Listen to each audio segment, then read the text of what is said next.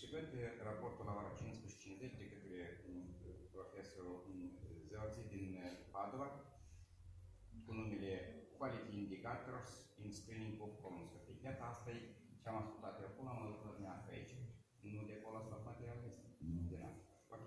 Asta e prima întrebare. A doua, am vrut să vă întreb.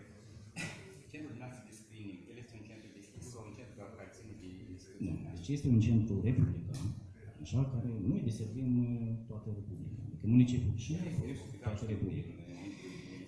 Chestia dar că... este accesul deschis, iată, o trimis de la Vulcănești. Da. Deci, nu prin... La noi se deservesc. Noi deservim pacienții din grupul de risc. Da?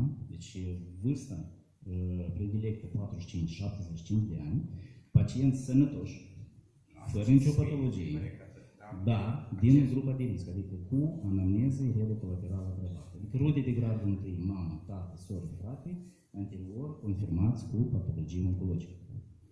Asta e screening, asta și este. Asta este screening. Dar este deschis, uite, de la Vulcănești are ce se spunează criteriile pentru pacientul este. Da, oricine, medic se înscrie.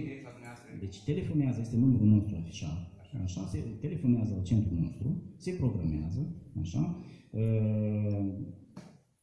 facem atât cu anestezie generală, cât și cu analgezie, în dependență de doleanțe pacientului și în dependență de stările comorbide care le mai are. Am înțeles, corect.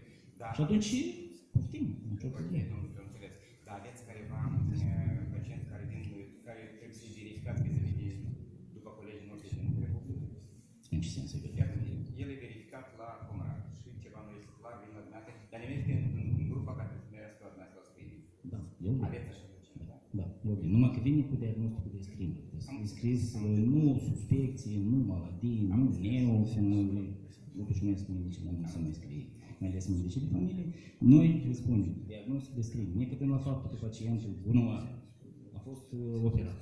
De exemplu, se întâmplă, a fost operat, a avut careva probleme, diagnosticul trebuie să fie inițiat corect. Diagnostic de screening. În caz contrar, nu este validat cazul. Ok, stimați colegi, careva întrebări, pentru că totuși este centru